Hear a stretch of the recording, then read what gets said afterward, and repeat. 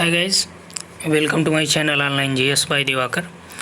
इसमें हम लोग 2012 से लेके 2017 तक के पेपर को सॉल्व करेंगे और जो भी यहाँ पे आपका आईसीटी से रिलेटेड प्रश्न है, यानी कि यूनिट नंबर 8 आपका ये फर्स्ट पेपर है और इसमें एक एक करके हम लोग यहाँ पे सॉल्व करने वाले हैं।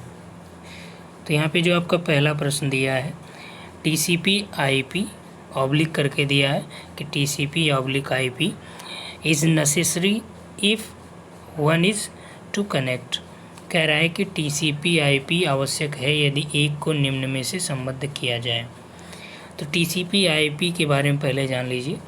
टीसीपी का मतलब होता है ट्रांसमिशन कंट्रोल प्रोटोकॉल, ठीक। आईपी का मतलब होता है इंटरनेट प्रोटोकॉल। तो ये जो टीसीपी आईपी है ये ट्रांसमिशन को कंट्रोल करता है, यानी कि जब स्थानांतरण या फाइलों का कोई भी ट्रांसमिशन या ट्रांसफ़र किया जाता है या मान लीजिए इंटरनेट का ट्रांसमिशन हो रहा हो, तब वहाँ पे जो कंट्रोल करने का काम करता है वो आपका क्या करता है, वो टीसीपी करता है। ऑप्शन में देखिए कि क्या ये फ़ोन लाइन से रिलेटेड है, नहीं। क्या ये लैन से रिलेटेड है, यानी लोकल एरिया नेटवर्क से है, जी नहीं। सर्वर से भी नहीं है, ये इंटरनेट के प्रोटोकॉल होते हैं। प्रोटोकॉल का नोट्स आपको मिला होगा, उसमें आप देखिएगा, उसमें टीसीपी आईपी लिखा होगा, या इंटरनेट वाले चैप्टर में जाइएगा, वहाँ पे आप देखिएगा तो तीसरे चौथे लाइन में आपको टीसीपी आईपी मिल जाएगा। वहाँ पे डायरेक्ट लिखा होगा कि टीसीपी आईपी इंटरनेट प्रोटोकॉल होता है, ठीक। नेक्स्ट देखिए, each character on keyboard of computer has an ASCII value which stand for. यहाँ पे दिया है कि आस्की का फुल फॉर्म यानी स्काई कोड जो होता है ये American standard code for information interchange इसका फुल फॉर्म होता है, उसी के बारे में ये पूछ रहा है। तो यहाँ पे जो आपका राइट आंसर हो जाएगा वो आपका सेकंड वाला कि American standard for information interchange. Clear.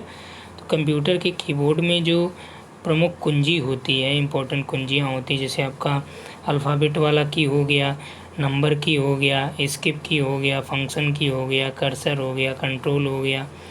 तो ये सभी जो कुंजियाँ होती हैं, की होती हैं, ये इन सभी के कैरेक्टर के लिए आस्की का मान यानी स्काई कोड निर्धारित होता है। अक्षरों और संख्याओं को 8 बिट बाइनरी के इक्विवेलेंट यहाँ पे दर्शाने के लिए ये माना जाता है। नेक्स्ट है, निम्न में से कौन सा प्रोग्रामिंग भाषा नहीं है। अब देखिए, प्रोग्रामिंग लैंग्वेजेस के बारे में हमने आपसे बात किया था, और प्रोग्रामिंग लैंग्वेज में ये प्रोग्रामिंग भाषा को ही थर्ड जो जनरेशन का प्रोग्रामिंग भी कहा जाता है, प्रोग्रामिंग लैंग्वेज। तो इसमें देखिए कौन सा प्रोग्रामिंग लैंग्वेज नहीं है, ऐसा प्रश्न में पूछ रहा है। Is not a programming language. Pascal ये आपका प्रोग्रामिंग लैंग्वेज है, माइक्रोसॉफ्ट ऑफिस जावा है, C++ है। लेकिन माइक्रोसॉफ्ट ऑफिस ये आपका प्रोग्राम की लैंग्वेज नहीं है, बल्कि ये आपका एक प्रकार का फंक्शन यहाँ पे या सॉफ्टवेयर होता है, एप्लीकेशन सॉफ्टवेयर कह सकते हैं आप इसको, ठीक। और भी अगर नाम आपको जानना है तो देख लीजिए कि जो प्रोग्रामिंग लैंग्वेज जैसे फॉर्ट्रन होती है, प्रोग्रामिंग लैंग्वेज बेसिक होती है, फॉक्स प्रो होता है, ठीक। ये सभी प्रोग्रामिंग लैंग्वेजेस होती हैं। नेक्स्ट है, कोई 3 अंक दशमलव संख्या का संग्रह या स्टोर करने के लिए बिट्स की न्यूनतम संख्या किसके बराबर होगी। यानी यहाँ पे बाइनरी डिजिट के बारे में पूछ रहा है कि 3 अंक का कोई दशमलव नंबर है, यानी minimum number of bits required to store any 3 digit decimal number is equivalent to, यानी इक्वल टू। तो 3 डिजिट का जो डेसिमल नंबर होता है वो कितने बिट्स के बराबर होगा, ऐसा यहाँ पे पूछ रहा है। तो जो बाइनरी डिजिट होती है उसके लिए एक एक्रोनिम जो बाइनरी सूचना के टुकड़े होते हैं उसके लिए ये यूज होता है। तो बाइनरी डिजिट आपका क्या होती है, 0 और 1 होती है, ठीक। और इसी से ही गणना की जाती है। जबकि आपका डेसिमल वाला क्या होता है, डेसिमल में आप जानते हैं उसमें 0 से लेकर 9 तक का होता है डेसिमल नंबर में, ठीक। आगे हम इसको आपको बताएंगे एक वीडियो में। तो डेसिमल नंबर का जो बेस होता है वो क्या होता है, उसका बेस जो है 10 होता है, क्या होता है, बेस उसका 10 होता है। तो यहाँ पे कह रहा है कि जब कोई 3 अंक दशमलव संख्या का स्टोर करने के लिए बिट्स की जो न्यूनतम संख्या होगी, यानी डेसिमल नंबर की जो मिनिमम होगा, ये कितने के इक्विवेलेंट होगा, ये इसके बेस के इक्विवेलेंट होगा, यानी 10 के इक्विवेलेंट होगा। इंटरनेट अन्वेषक किस प्रकार का है, यानी internet explorer is a type of. तो इंटरनेट एक्सप्लोरर जो है किस टाइप का है ऐसा पूछ रहा है। वो एक इंटरनेट एक्सप्लोरर, देखिए यहाँ पे क्या ये आपका ऑपरेटिंग सिस्टम होता है। देखिए प्रचालक पद्धति, अब देखिए हिंदी में कई बार आप कंफ्यूज कर जाएंगे। यहाँ पे प्रचालक पद्धति दिया है, इंग्लिश में देखिए ऑपरेटिंग सिस्टम, आसानी से आप यहाँ से ये सब कर सकते हैं। Compiler, browser, IP address. तो आपने देखा था कि इंटरनेट एक्सप्लोरर, ये हमने आपको बताया था कि माइक्रोसॉफ्ट विंडोज़ डब्ल्यू इंस्टॉल आप करेंगे तो उसके साथ आपका ये इंटरनेट एक्सप्लोरर अपने आप वहाँ पे इंस्टॉल हो जाता है साथ में। तो इसे क्या कहते हैं, ये आपका एक प्रकार का वेब ब्राउज़र होता है, ठीक। और ये निःशुल्क वेब ब्राउज़र है, इसको ध्यान रखिएगा। इसकी जो सेवा थी 1955 में चालू की गई थी।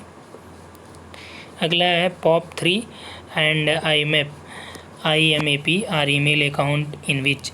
तो यहाँ पे कह रहा है कि POP3 POP3 और IMAP ईमेल अकाउंट है जिसमें एक अपने आप ही प्रतिदिन ईमेल या प्रतिदिन अपनी मेल पाता है, या फिर एक को अपनी मेल पढ़ने के लिए सर्वर से संबंधित होना पड़ता है। यहाँ पे कह रहा है कि एक को ईमेल भेजने तथा प्राप्त करने के लिए केवल सर्वर से संबंधित होना पड़ता है। एक को किसी टेलीफोन लाइन की ज़रूरत नहीं पड़ती है। तो यहाँ पे जो आपका राइट आंसर हो जाएगा वो होगा कि एक को, यानी कि only one has to connected to the server to send and received email, ठीक। अर्थात कि ये जो आपका पॉप होता है, POP है, IMAP है, ये सभी क्या हैं, ये ईमेल अकाउंट हैं जिसमें एक को ईमेल भेजने और प्राप्त करने के लिए केवल सर्वर से संबंधित होना पड़ता है। इसे पोस्ट ऑफिस प्रोटोकॉल भी कहते हैं। इसे दोनों प्रोटोकॉल हैं, ईमेल के ही प्रोटोकॉल हैं। POP3 SMTP ये भी ईमेल का प्रोटोकॉल है, सिंपल मेल ट्रांसफ़र प्रोटोकॉल। और MIME मल्टीपर्पज़ वाला, ठीक, ये सॉब्लिक करके भी मिल जाएगा आपको। ये सभी क्या हैं, इंटरनेट के ही प्रोटोकॉल हैं, ईमेल के ही प्रोटोकॉल हैं। तो POP3 का क्या मतलब हो गया कि पोस्ट ऑफिस प्रोटोकॉल वर्जन 3 जो सर्वर से जुड़ता है तो उसे यह ही अनुमति प्रदान करता है, ठीक। नेक्स्ट आइए, दिसंबर 2012 का है। ALU स्टैंड फॉर, यहाँ पे पूछ रहा है कि ALU का फुल फॉर्म क्या होगा। तो ALU का फुल फॉर्म क्या होता है, अर्थमेटिक लॉजिक यूनिट। ये आपका कहाँ पे होता है, ALU आपका CPU में होता है। हमने आपको बताया था CPU के 3 पार्ट बताए थे। CPU जिसमें आपका रजिस्टर यूनिट होता है, RU, और लॉजिक यूनिट होता है, और आपका ALU होता है, अर्थमेटिक लॉजिक यूनिट होता है, ठीक। तो 3 पार्ट्स ऑफ CPU में आपका ये ALU भी है। ALU क्या करता है कि ये आपका जो भी मैथमेटिकल प्रोग्रेशन होते हैं, यानी कि मान लीजिए जोड़ घटाना कुछ भी करना हुआ, जो आपका कंप्यूटर पे आप सभी करते हैं, तो वो किस में होता है, CPU के ALU में ही होता है। तो उसको परफॉर्म करने का काम करता है ALU, यानी अर्थमेटिक लॉजिक यूनिट। क्लियर हुआ। नेक्स्ट है, a personal computer uses a number of chips mounted on a circuit board card, यानी कि एक व्यक्तिगत कंप्यूटर के जिस सर्किट बोर्ड पर बहुत सारे चिप्स लगे होते हैं उसे क्या कहा जाता है। अब देखिए ये चीज़ हमने आपको बताया भी था, और नोट्स में आप उठाएंगे तो वहाँ पे आपको मिल भी जाएगा। तो जिस सर्किट बोर्ड पे ढेर सारे चिप लगे होते हैं उसे क्या कहा जाता है, तो उसे कहा जाता है मदरबोर्ड। और यहीं मदरबोर्ड में ही ढेर सारे चिप्स लगे होते हैं और इसी के द्वारा आप वहाँ पे काफ़ी चीज़ें या काफ़ी वर्क परफॉर्म कर पाते हैं। यदि मदरबोर्ड आपका ख़राब हो गया तो कंप्यूटर ख़राब हो जाता है, क्योंकि इसी में सारे परिपथ आपके उसमें जुड़े होते हैं, ठीक। इसे मेन बोर्ड भी कहा जाता है। अगला देखिए, computer virus is a hardware bacteria none of these ये सॉफ्टवेयर। कंप्यूटर वायरस क्या होता है, हार्डवेयर है, बैक्टीरिया है, सॉफ्टवेयर है, या इनमें से कोई नहीं। तो जो आपका कंप्यूटर वायरस होता है ये एक प्रकार का हार्मफुल सॉफ्टवेयर होता है और ये आपके कंप्यूटर में जाकर आपके कंप्यूटर के डेटा को नुकसान पहुंचाता है। एक हैकर भी इसको यूज करते हैं। ठीक, तो सॉफ्टवेयर को हमने बताया था कि ये 3 प्रकार के होते हैं, वैसे 2 इम्पोर्टेंट होते हैं, एक आपका सिस्टम सॉफ्टवेयर होता है, एक एप्लीकेशन सॉफ्टवेयर होता है, लेकिन एक और इसमें आप कर सकते हैं यूटिलिटी सॉफ्टवेयर। ठीक, अगला देखिए इनमें से कौन सा एक सही है।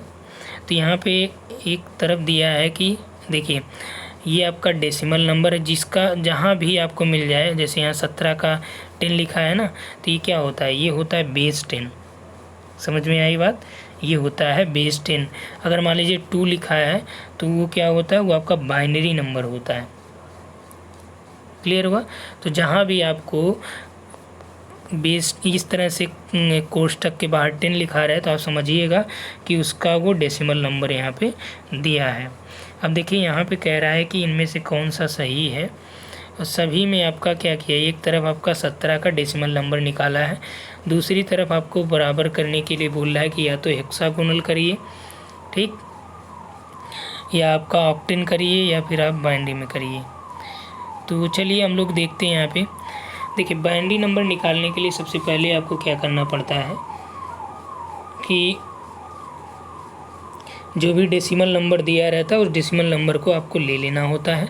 जैसे यहाँ पे डेसिमल, इसको नहीं ध्यान देना है, कोष्ठक के अंदर जो है वो 17 है, 17 को ले लेना है और 2 से ही इसको डिवाइड करना है। ठीक, 2 से डिवाइड करना है। यदि जो भी आपका यहाँ पे है यदि पूरा कट जाए तो यहाँ वाले पार्ट में 0 लिखते हैं, यदि नहीं कटता है तो 1 लिखते हैं, चाहे शेष कुछ भी बचे। ठीक, तो यहाँ आइए 2 से काटते हैं, 2 8 16, 1 हासिल आया तो यहाँ पे 1 लिखा जाएगा। ठीक, या यहाँ पे इस तरह से भी आप कर सकते हैं, ये शेष यहाँ पे लिखा जाता है और यहाँ से स्टार्ट करते हैं, 2 8 16, यहाँ पे बचा कितना, 1 हो गया।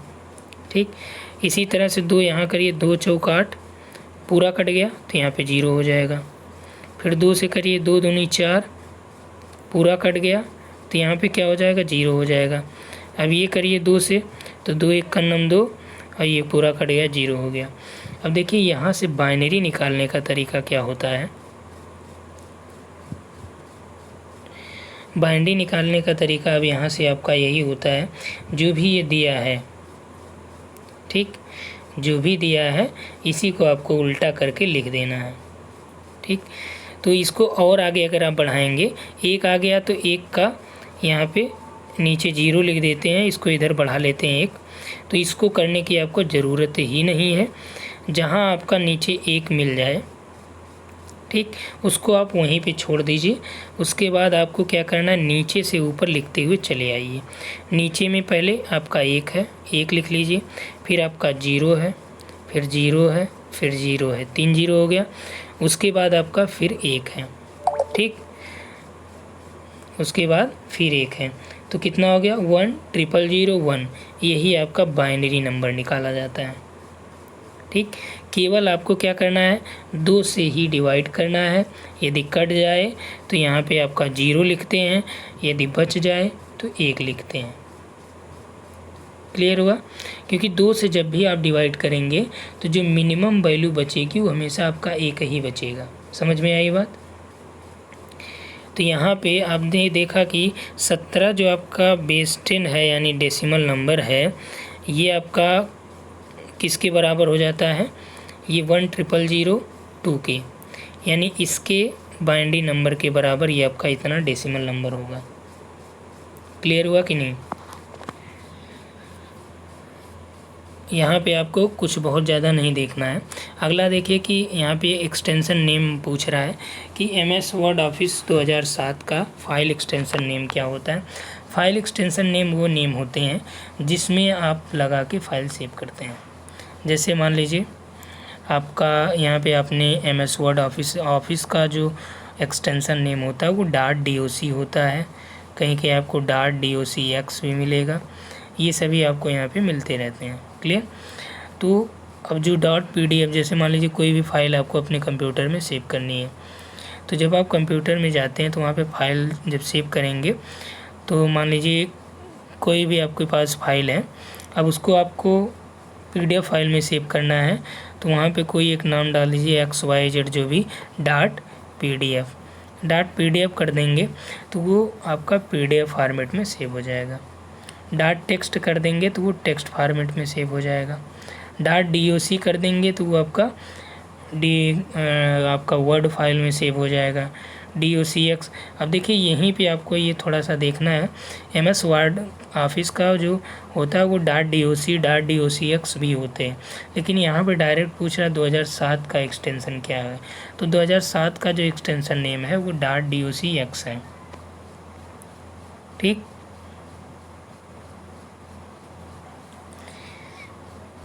नेक्स्ट आइए, यहाँ पे दिया है कि एक उपसंधि या एक प्रोटोकॉल है जो ईमेल ग्राहकों को आपके कंप्यूटर में ईमेल के डाउनलोड करने के लिए इस्तेमाल होता है।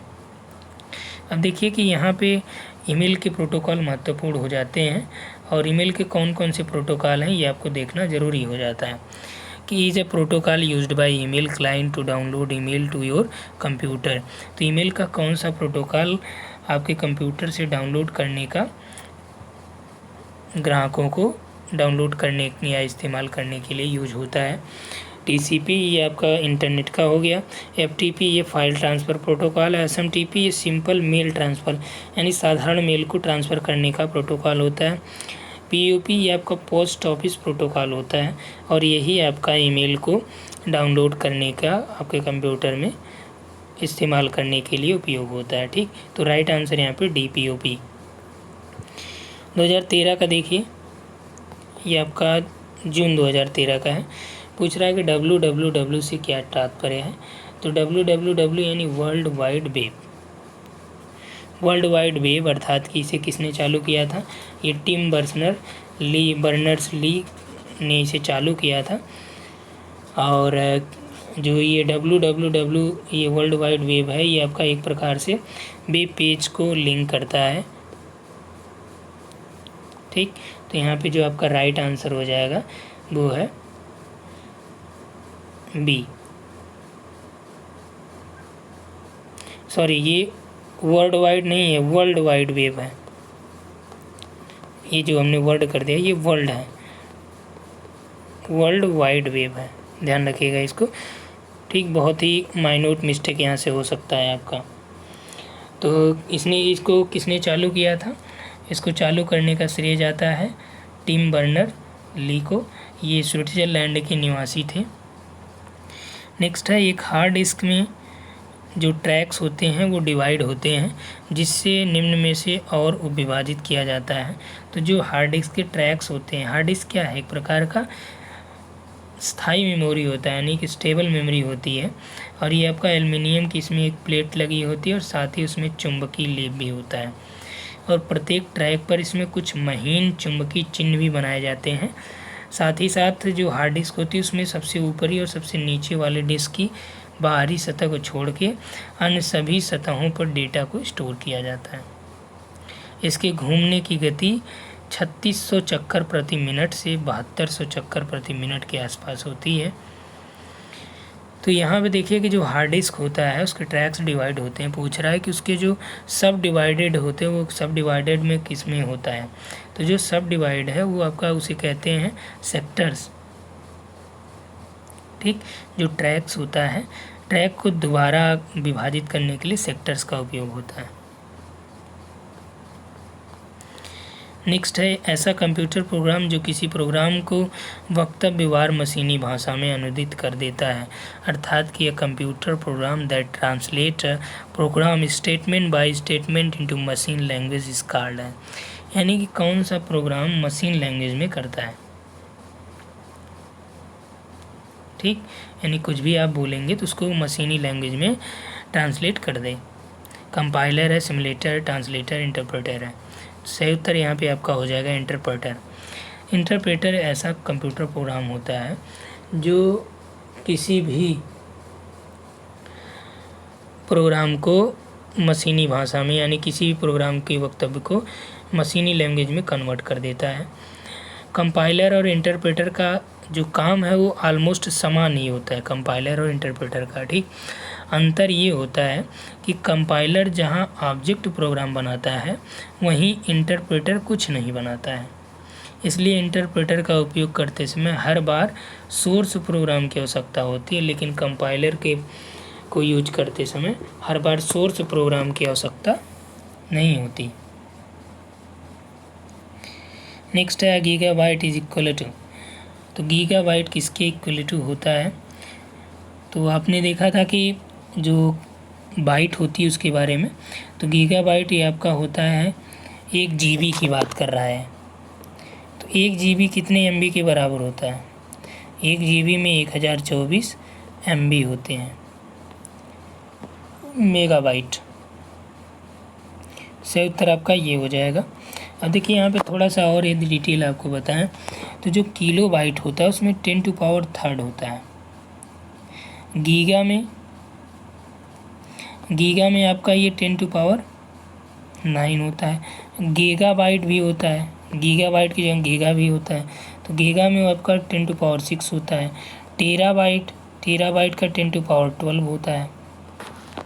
ठीक, माइक्रो में आपका आप जानते हैं -6 होता है, नैनो में -9 होता है। ठीक,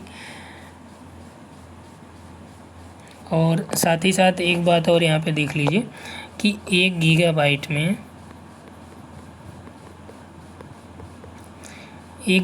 में ये 2⁻10 होता है और 1 MB में 2⁻30 बाइट होता है। सॉरी, 1 गीगाबाइट में 2⁻10 मेगाबाइट होता है और 2⁻30 बाइट होता है, 2⁻30। कंपाइलर एक ऐसा सॉफ्टवेयर है जो परिवर्तन करता है कैरेक्टर से बिट्स में, हाई लेवल लैंग्वेज से मशीनी में, मशीनी से हाई लेवल में, या फिर वर्ड्स टू बिट्स में। तो सही उत्तर यहाँ पे ये होता है, कंपाइलर जो है ये आपका हाई लेवल लैंग्वेज को मशीनी लैंग्वेज में कन्वर्ट करता है। कंपाइलर सोर्स प्रोग्राम के प्रत्येक कथन या निर्देश का अनुवाद करके उसे एक अधिक मशीनी भाषा के निर्देश में चेंज कर देता है, और ये प्रत्येक हाई लेवल लैंग्वेज को लो लेवल में चेंज करता है। अगला है स्टेबल मेमोरी या वास्तविक मेमोरी या वर्चुअल मेमोरी क्या होती है? तो वर्चुअल मेमोरी में आपका जो होता है ये अतिविस्तृत मुख्य मेमोरी, अतिविस्तृत उपप्रधान या अतिविस्तृत मुख्य मेमोरी का भ्रम, या मेमोरी एक प्रकार जिसका उपयोग सुपर कंप्यूटर में होता है। अब देखिए वर्चुअल मेमोरी आप जाएंगे नोट्स में तो वहाँ पे हमने मेंशन किया है कि वर्चुअल मेमोरी क्या होती है। वर्चुअल मेमोरी होती तो आपका बहुत ज़्यादा बड़ी होती है, यानी कि an illusion to extremely large main memory की तरह ही बहुत विस्तृत होती है, लेकिन ये उसका भ्रम होता है जो वर्चुअल मेमोरी है। ठीक, तो यहाँ पे ये देखिए इंग्लिश में आप देखेंगे तो आसानी से समझ जाएंगे। तो कंप्यूटर में मेमोरी आपने देखा था 2 टाइप की होती है, एक प्राइमरी होती है, एक सेकेंडरी होती है। तो मेन मेमोरी में किसी भी समय चल रहे प्रोग्राम, उनके इनपुट डाटा आउटपुट डाटा कुछ समय के लिए स्टोर होते हैं, और यही उसका भ्रम होता है। अगला ये जून 2013 का है कि पूछ रहा है कि इंटरनेट एथिकल प्रोटोकॉल को क्या कहा जाता है। अभी हमने आपको कराया भी है कि इंटरनेट एथिकल प्रोटोकॉल के बारे में। तो नेट प्रोटोकॉल कहा जाता है, नेटिकेट कहा जाता है, या फिर नेट मोरालिटी या नेट इथिक्स। तो जो सही उत्तर यहाँ पे हो जाएगा वो आपका कहा जाता है नेटिकेट, यानी जो इंटरनेट एथिकल प्रोटोकॉल होता है उसे नेटिकेट कहा जाता है। इसका तात्पर्य होता है कि इंटरनेट से संबंधित नियम और विधि विधान संबंधी जो भी प्रोसेस होते हैं। नेट पर वाणिज्यिक संदेशों को क्या कहा जाता है, इसका भी नोट्स में देखिएगा, जो आपका एब्रिविएशन और टर्मिनोलॉजी है कंप्यूटर की, उसमें आपको ये मिल जाएगा कि वाणिज्यिक संदेशों को क्या कहा जाता है। नेट एड्स कहा जाता है, इंटरनेट कॉमर्शियल, वेब मर्शियल या वायरल एडवर्टाइजमेंट कहा जाता है। तो जो सही उत्तर यहाँ पे है वो है वेब मर्शियल कहा जाता है। शब्दावली में आप देखेंगे वहाँ पे इसका जिक्र हुआ है। ठीक, जो आपका ये वेब मर्सियल है ये 1990 के दशक में इंटरनेट के उपयोग के समय इसका यूज हुआ था और ये केवल शैक्षिक और रक्षा संबंधी कार्यों के लिए इंटरनेट का उपयोग चालू किया गया था। हालांकि 1989 में आपका 1989 में आता है www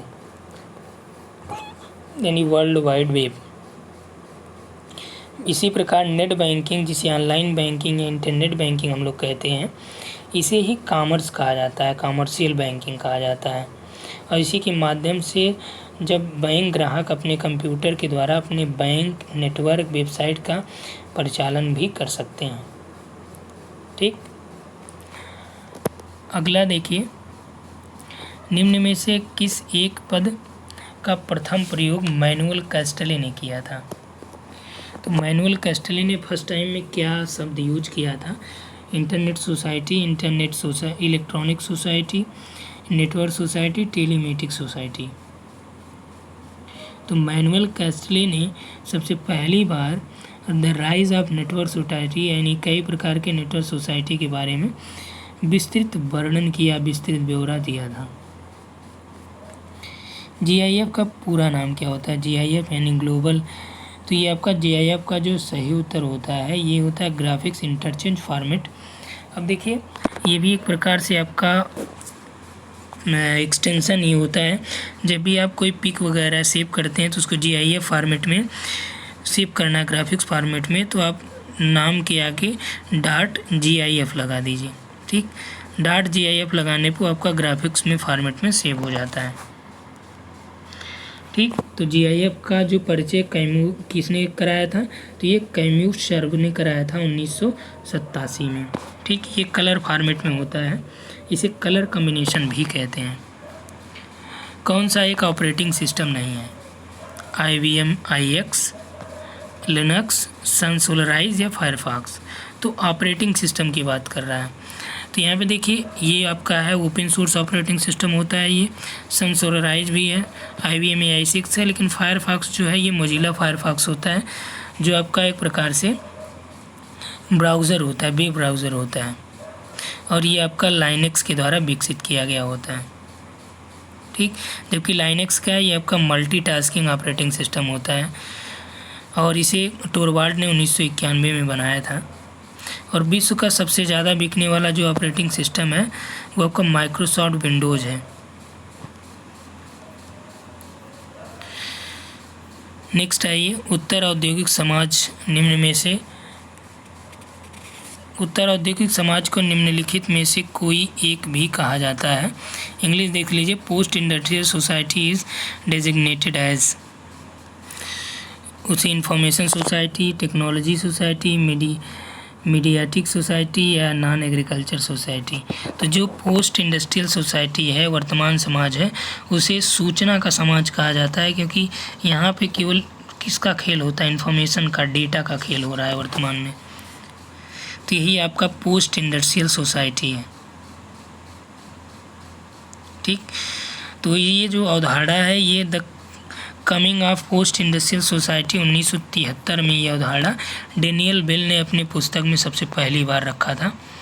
इंटरनेट आधारित संचार के आरंभिक प्रयास किसके लिए किए गए थे? The initial efforts for internet based communication was for, तो किसके लिए सर्वप्रथम किए गए थे? तो हमने ये आपको बताया था कि पहली बार इंटरनेट चालू किया गया था कि मिलिट्री पर्पज़ के लिए, जो आपका ARPANET आया था, ARPANET 1969 का, इस सैन्य उद्देश्य से अमेरिका में पहली बार लाया गया था। तो फादर ऑफ इंटरनेट किसे कहा जाता है? JC लिकलाइडर को, JC लिकलाइडर, इन्हें इंटरनेट का पिता कहा जाता है। संस्थानों के अंतर्गत आंतरिक संचार किसके द्वारा किया जाता है? Internal communication with in institution is done through, कोई भी, ये देखिए आपका 2019 में भी पूछा गया प्रश्न है, रिपीटेड है, यहाँ से कई प्रश्न आपके रिपीटेड भी होते हैं। तो संस्थानों के अंतर्गत कोई भी किसी संस्थान में आपका जो कंप्यूटर नेटवर्क लगाया जाता है, इंटरनेट नेटवर्क लगाया जाता है, उसे क्या कहते हैं? वो आपका होता है लैन, लोकल एरिया नेटवर्क होता है।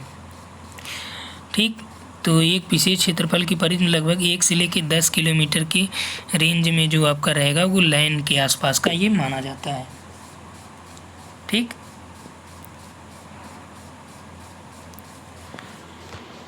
नेक्स्ट आइए, वर्चुअल रियलिटी उपलब्ध कराती है, यानी कि वर्चुअल रियलिटी प्रोवाइड्स। तो वर्चुअल रियलिटी क्या प्रोवाइड कराती है? सुस्पष्ट चित्र यानी sharp picture, individual audio, participatory experience या प्रीव्यू ऑफ न्यू फिल्म्स, नई फिल्म का पूर्वावलोकन। तो जो आपका वर्चुअल रियलिटी होती है ये आपको प्रोवाइड कराती है पार्टिसिपेटरी एक्सपीरियंस। ठीक, अर्थात कि जो पार्टिसिपेटरी एक्सपीरियंस होता है ये वर्चुअल रियलिटी ही उपलब्ध कराती है। इसी को कहते हैं इमर्सिव मल्टीमीडिया, अर्थात कि इसका प्रयोग शिक्षा के क्षेत्र में ट्रेनिंग के लिए किया जाता है। जैसे वीडियो गेम हो गया, इंटरेक्टिव स्टोरी को डेवलप किया जाता है। ठीक, और यूजर जो है इसे वास्तविक समझने लगता है। भारत का पहला वर्चुअल यूनिवर्सिटी या विश्वविद्यालय कहाँ पे है? तो भारत का पहला जो वर्चुअल विश्वविद्यालय है वो आपका है तमिलनाडु में। ठीक, जिसकी स्थापना 1999 में की गई। कहाँ पे? चेन्नई में। इसका मूल उद्देश्य ये होता है कि भाषा, साहित्य, संस्कृति की पाठ्य सामग्री का पूर्ण विकास करना, प्रसार करना, और ये तमिल भाषा में प्रारंभिक चरणों में विकसित किया गया। बाद में 2013 में मुंबई विश्वविद्यालय में एक वर्चुअल क्लासरूम के रूप में हार्वर्ड विश्वविद्यालय की तर्ज पर यहाँ पे विकसित किया गया। अगला कौन सा एक सोशल नेटवर्क है? Amazon, eBay, Gmail, Twitter. तो सोशल नेटवर्क कौन सा है? अमेजन.com, ईबे, gmail.com या ट्विटर। तो यहाँ पे कौन सा आपका है? ट्विटर जो है ये सोशल नेटवर्क है। तो ट्विटर यहाँ पे आपका जो ट्विटर है ये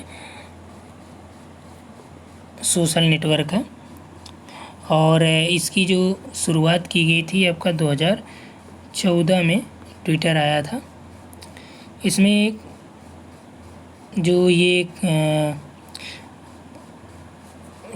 2014 में इसमें विस्तार किया गया था, और जो आपका ये ट्विटर आया था 2006 में आया था ट्विटर।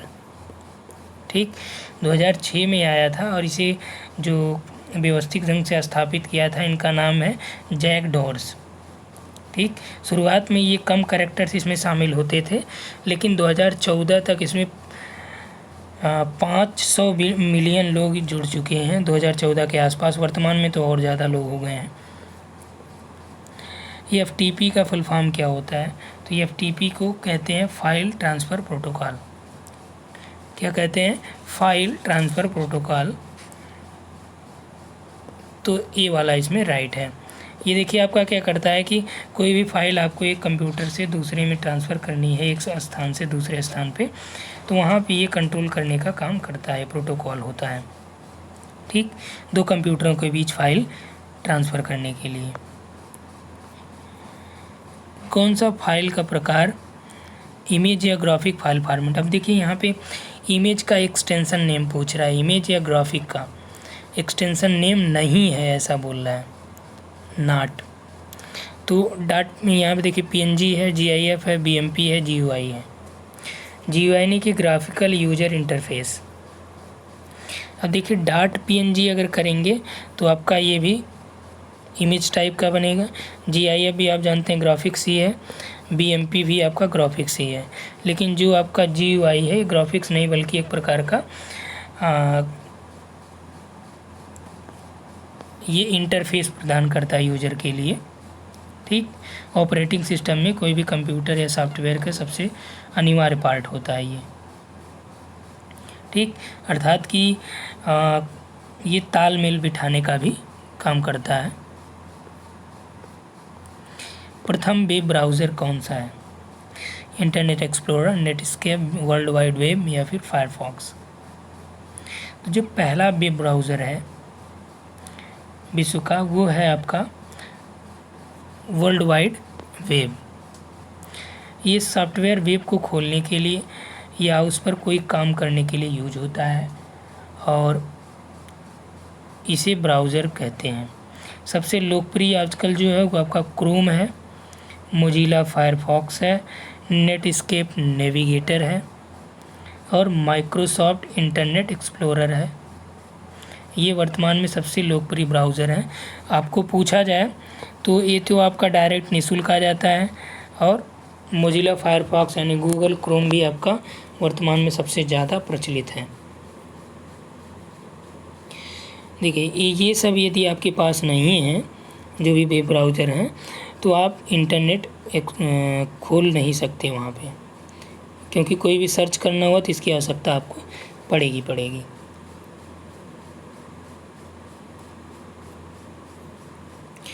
जब कंप्यूटर बूटिंग कर रहा हो तो मेमोरी में बायोस यानी BIOS किसके द्वारा लोड किया जा रहा होता है। बूटिंग का मतलब जब आप कंप्यूटर खोलते हैं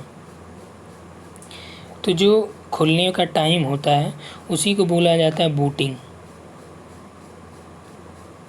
तो जो इसमें बायोस होता है ये किसके द्वारा लोड होता है, तो बायोस ये ध्यान रखिएगा हमेशा रोम के द्वारा लोड होता है, यानी रीड ओनली मेमोरी। ये अस्थाई मेमोरी, अस्थाई तरह की ही मेमोरी होती है। पावर सप्लाई स्विच ऑफ हो जाती है तब भी इसके कंटेंट पड़े रहते हैं, नट्स मतलब कि वो आपके नष्ट नहीं होते हैं। ठीक, रोम में यूजर लिख नहीं सकते हैं और इसे केवल जब मैन्युफैक्चरिंग इसकी की जाती है तो उसी में इसके में कंटेंट जो भी होते हैं सब लिखे जाते हैं। निम्न में से कौन सा बाकी के 3 से अलग है। MAC address, hardware, physical IP। तो यहाँ पे देखिए जो राइट आंसर हो जाएगा वो तीनों से अलग कौन सा है, तो आपका IP एड्रेस है। मैक एड्रेस क्या है और फिजिकल एड्रेस, हार्डवेयर एड्रेस, ये सभी आपके एक प्रकार से ये संबंधित ही हैं। जबकि IP एड्रेस आपका क्या है, ये 4 अंक संख्याओं का होता है, इसमें डाट से ये अलग अलग जुड़े होते हैं, जिसका एक भाग क्या करता है, जैसे ये 256.44.95.106 मान लीजिए, ये आपका क्या होता है, ये IP एड्रेस है। इसमें एक पार्ट नेटवर्क एड्रेस बताता है और दूसरा भाग नोड को बताता है, नेटवर्क को, दूसरा वाला ये नोड को बताता है। नेक्स्ट आइए, यहाँ पे देखिए IP एड्रेस का दे भी दिया है, यहाँ पे 300.215.317.3। तो जो सही उत्तर यहाँ पे है वो आपका है 202, ये वाला। अब देखिए ये क्यों नहीं हुआ, क्योंकि ये हमेशा जोड़े जाते हैं डाट से, और जो वर्तमान में कंप्यूटर होता है आपके पास वो 8 बिट के कंप्यूटर होते हैं, और जो 8 बिट के कंप्यूटर होते हैं उसमें हमेशा जो मैक्सिमम नंबर इसका होगा वो 256 से ऊपर नहीं होगा। जबकि यहाँ पे 300 है, यहाँ पे 302 है, @ भी लगा है, यहाँ पे देखिए एक भी बड़ा नहीं है। समझ में आया बात। नेक्स्ट आइए, ये दिसंबर 2014 का है। Symbols A to F are used in which one of the following. तो A to F जो A से F तक है ये किसके लिए यूज होता है, बाइनरी नंबर के लिए, डेसिमल के लिए, या हेक्साडेसिमल या ऑक्टल। तो A to F जो है ये आपका यूज होता है हेक्साडेसिमल के लिए, अर्थात कि जो हेक्साडेसिमल नंबर होता है इसमें 0 से लेके 15 तक, अर्थात कि इसमें 16 अंक का उपयोग होता है। ठीक, 0 से 9 तक अंक होता है, फिर 10 से लेके 15 तक में आपका होता है A से F तक का, यही इसका अल्फ़ाबेट इसमें लिखा जाता है। ठीक, तो जो हेक्सागोनल है या हेक्साडेसिमल है, ये अंक प्रणाली को बाइनरी के 4 अंक समूहों को दर्शाया जाता है। ठीक, हेक्सागोनल को जैसे 0 0 0 1 ये हेक्सागोनल में आ जाए, 0 1 है तो ये आपका डेसिमल में आ जाता है, 1 है तो आपका ये बाइनरी में आ जाता है। क्लियर हुआ? नेक्स्ट आइए, which one of the following is not a search engine. तो इसमें कौन सा सर्च इंजन नहीं है? Google, Chrome, Yahoo, Bing. Search engine नहीं है, कौन सा? तो देखिए यहाँ पे याहू से भी सर्च करते हैं, गूगल से भी, बिंग से भी। क्रोम आपका ये सर्च इंजन नहीं बल्कि वेब ब्राउज़र है। सर्च इंजन का और वेब ब्राउज़र में अंतर समझ गए ना आप? जो सर्च इंजन होता है ये वेब ब्राउज़र के भीतर होता है, ठीक। जैसे क्रोम आप खोलेंगे तो जब क्रोम इंस्टॉल कर खोलेंगे तो वहाँ पे आपका गूगल, बिंग, याहू सब आप ऐड कर सकते हैं। अगला है CSS स्टैंड फॉर। तो CSS का फुल फॉर्म पूछ रहा है, तो ये होता है कि कैस्केडिंग स्टाइल सीट, इसका फुल फॉर्म होता है CSS का। तो कैस्केडिंग स्टाइल सीट, इसका प्रयोग दस्तावेज के रूप में या उसके स्वरूप के वर्णन के लिए होता है। CSS ये आपका लेआउट, कलर, फोटो के रूप में यूज होता है। कैस्केडिंग स्टाइल सीट, ठीक। नेक्स्ट आइए, मूक का पूरा नाम? Massive open online course. कई बार हमने आपको कराया भी, अब टीचिंग एप्टीट्यूड में भी आपने देखा इसका, ठीक। नेक्स्ट आइए, binary equivalent of decimal number 35। Decimal number 35 binary में आपको बदलने के लिए बोल रहा है। चलिए, जो आपको हमने इसके पहले बताया कि आपको कुछ नहीं करना है, केवल 2 से काटते चलना है। अब देखिए कि ये आपका दिया है कि बाइनरी नंबर डेसिमल दिया है 35। आइए करते हैं हम लोग। यहाँ पे हम लोग क्या लिखेंगे? शेष रिमाइंडर। 2 से काटिए, 17 दूनी 34, बचा 1, तो यहाँ पे आ गया। फिर 2 से काटिए, 2 अठे 16, 1 बचा, यहाँ पे आ गया। 2 चौक 8, कट गया तो 0 आ गया। 2 दूनी 4, कट गया तो 0 आ गया। 2 से फिर काटिए, 2 1 कम 2, कट गया तो यहाँ पे भी 0 आ गया। अब इसको ही लिखना है आपको। इसमें आपको किस तरह से हमने बताया, नीचे से लेके ऊपर आपको जाना है। तो नीचे से लेके ऊपर जब आप जाएंगे तो नीचे सबसे पहले कौन सा? 1 है, 1 लिखिए। फिर उसके बाद 3 0 है, 3 0 लिखिए, ठीक। उसके बाद आपका 1 1 है 2 बार, तो 1 1 लिख लीजिए। इधर आपका 2 लिख देंगे तो ये आपका बाइनरी में चेंज हो गया, अर्थात कि 1 0 0 0 1 1। तो कौन सा यहाँ पे है? फर्स्ट वाला, ठीक। बहुत ही आसान तरीका है, इसी तरह आपको निकालना और कुछ नहीं करना है यहाँ पे एक्स्ट्रा। समझ में आई बात? और लिखना कैसे है? नीचे से लेके ऊपर। अगला, GIF, JPG, BMP, PNG are used as extension for file which store. तो किस फाइल के स्टोर के लिए आपका GIF, JPG, BMP, PNG use किया जाता है?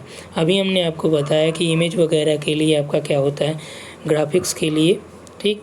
तो यहाँ पे देखिए ऑडियो डाटा नहीं, वीडियो के लिए भी नहीं, टेक्स्ट के लिए भी नहीं, तो इमेज के लिए ये यूज होता है। GIF का यानी कि इसका फुल फॉर्म होता है ग्राफिक्स इंटरचेंज फॉर्मेट। JPG का फुल फॉर्म होता है joint photographic expert group. JPG joint photography, JPEG होता है, ज्वाइंट फोटोग्राफी ग्रुप हो गया। एक होता है JPEG, तो एक्सपर्ट ग्रुप हो जाता है। BMP का मतलब होता है bit map, bit map. PNG का होता है portable network graphic. Clear? Next है encoding and scrambling data for transmission across network is known as. अर्थात नेटवर्क के आर पार ट्रांसमिशन के लिए आंकड़ों को कोडिंग करने या उसको गड़बड़ करना क्या कहलाता है? ये हमने देखी आपका यही लाइन डायरेक्ट आपको नोट्स मिल जाएगी कि इनकोडिंग या नेटवर्क के आर पार ट्रांसमिशन के लिए आंकड़ों को कोडबंद करने को बोलते हैं इनक्रिप्शन, कोडीकरण। ठीक, क्या कहते हैं, कोडीकरण कहते हैं। नेक्स्ट आइए,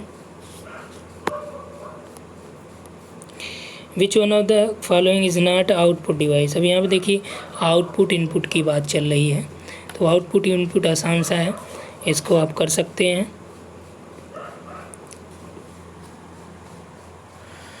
ठीक, तो आउटपुट डिवाइस कौन सा नहीं है, अर्थात कि इसमें से आपको देखना इनपुट कौन सा है। प्रिंटर के आउटपुट हो जाता है, क्योंकि ये म्यूजिक आप बजाते हैं,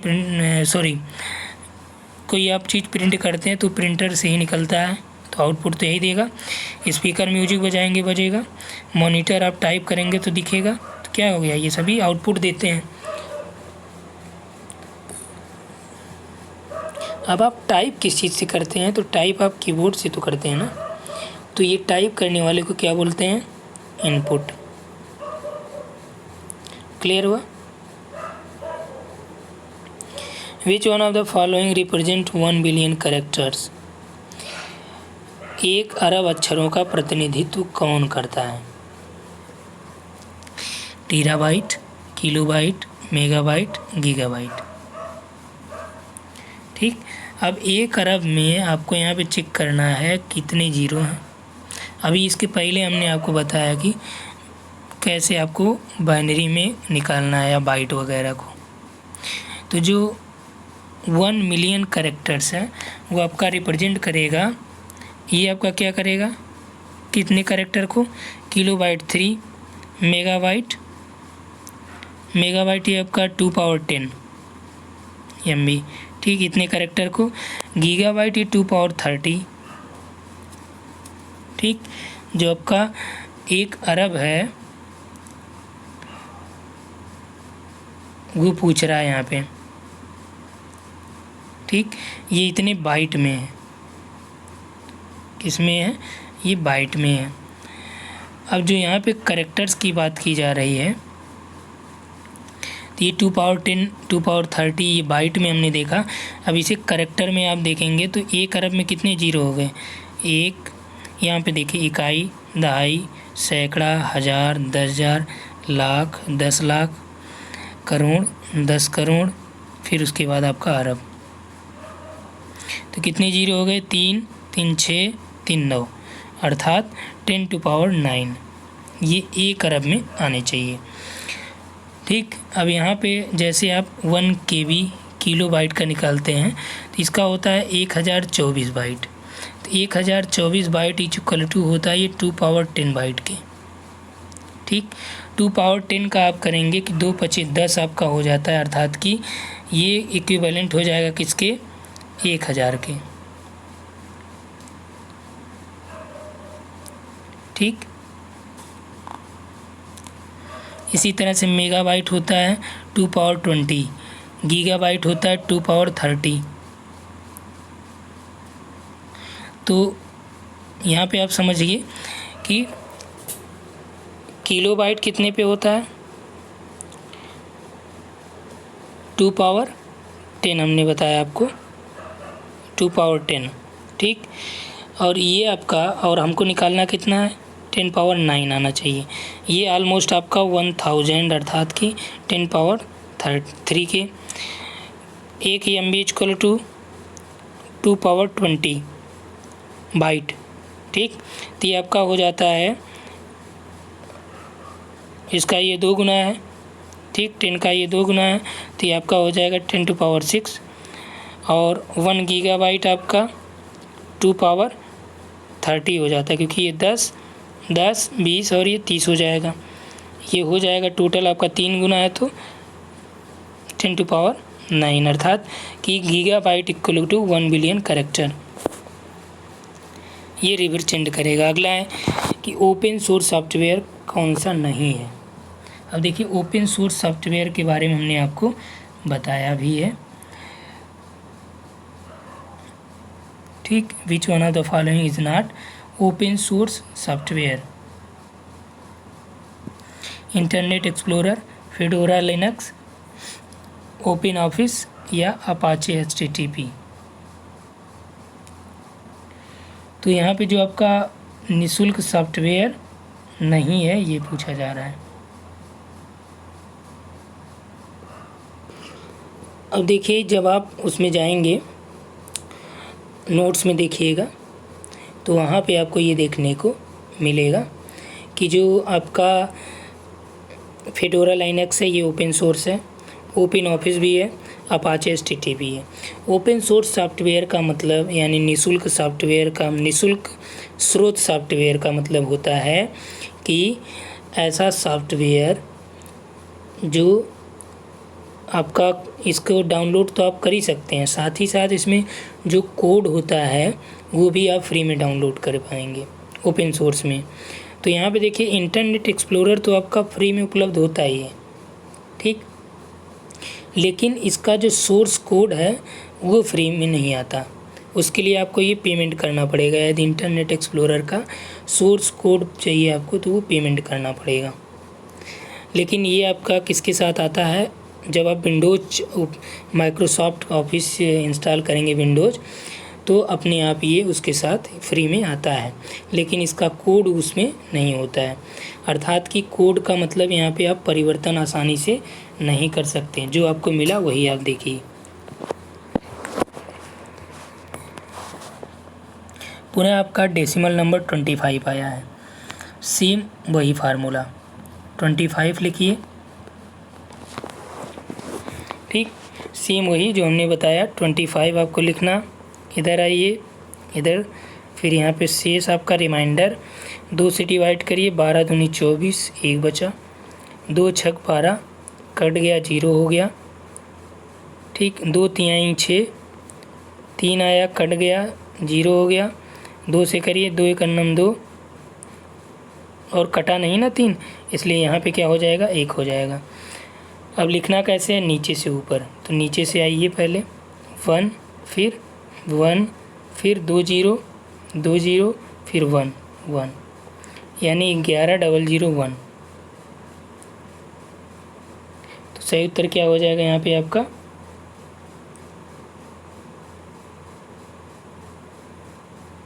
11001, यहाँ पे थर्ड वाला है, ठीक, क्लियर हुआ ना। अब देखिए, यहाँ से एक बात और हम आपको बताते चल रहे हैं कि इसको आप यदि बाइनरी को पुनः डेसिमल में प्राप्त करना चाहें, जैसे ये आपका 11001 आ गया, अब इसको आप चाह रहे हैं कि पुनः हमको ये डेसिमल में प्राप्त हो जाए, तो उसके लिए आपको क्या करना पड़ेगा, या इसका दूसरा तरीका ये भी है कि जो आप यहाँ पे लिखते हैं तो कितने से हो जाएगा, 2 पावर 0, 2 पावर 0 का मतलब 1 हो जाता है, 2 का पावर 1, 2 का पावर 2, 2 का पावर 3, 2 का पावर 4, 2 का पावर 5, 2 का पावर 6।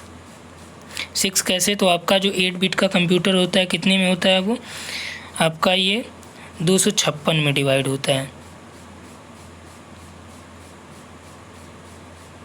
ठीक। और यहाँ पे आप यदि देखें तो इसका 1 हो जाएगा, फिर इसका 2 हो जाएगा, इसका 4 हो जाएगा, इसका 8 हो जाएगा, ये 16 हो जाएगा, ये 32 हो जाएगा, ये 64 हो जाएगा। और आपका जो यहाँ पे दिया गया है 25 दिया गया है डेसिमल, तो 25 निकालने के लिए आपको क्या करना है कि कहाँ तक आपका 25 आ जाएगा उसको देख लीजिए।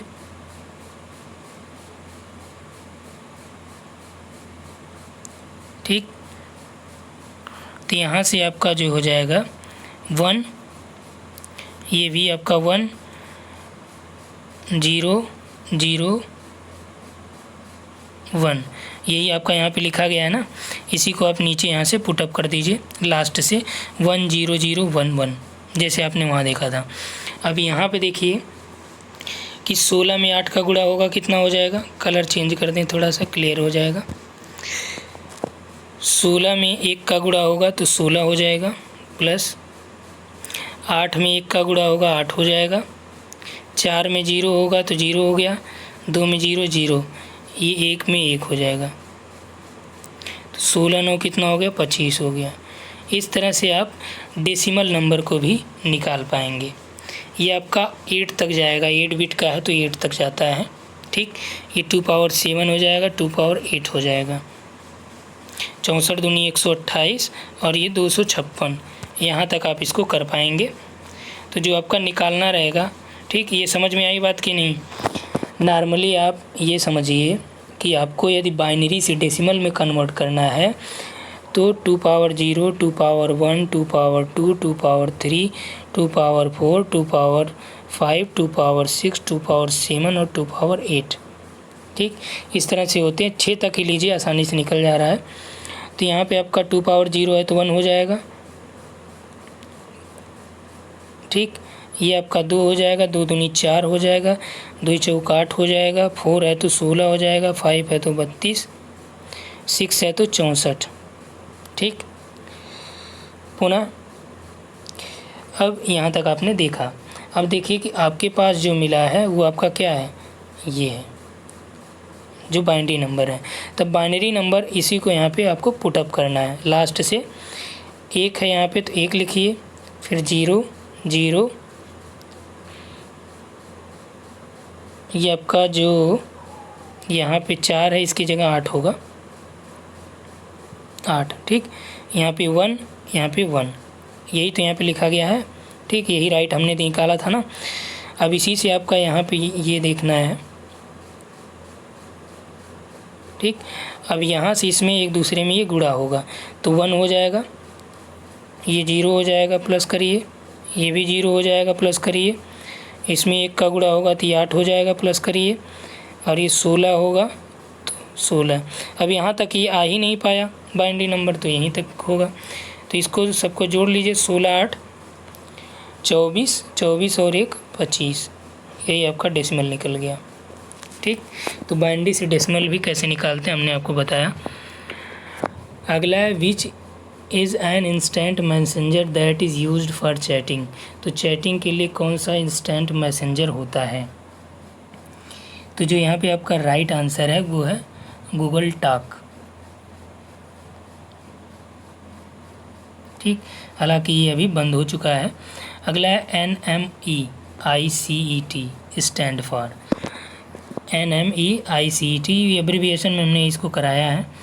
इसका जो फुल फॉर्म होता है वो क्या होता है। ठीक, national mission on education through ICT, national mission of e governance through ICT, national mission on e commerce through ICT या national mission on e learning through ICT।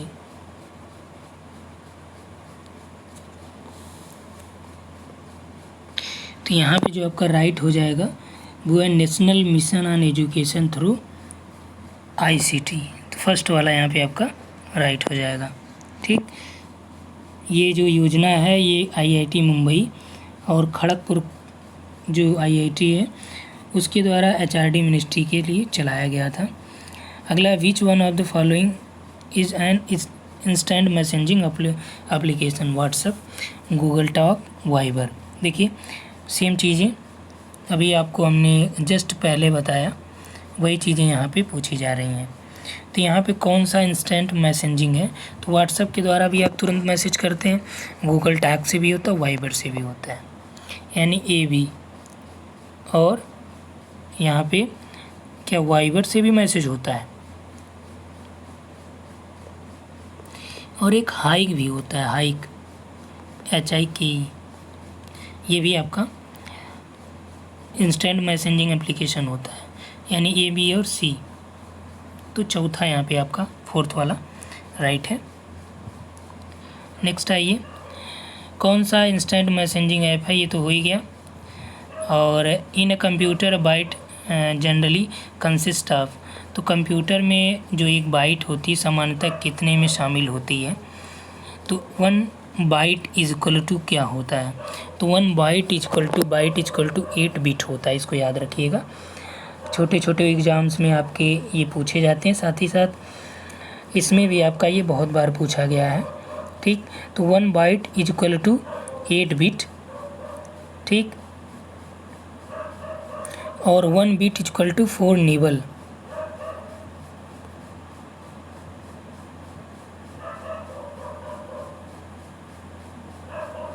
ठीक। तो बिट आपका 0 और 1 ये आप जानते ही हैं।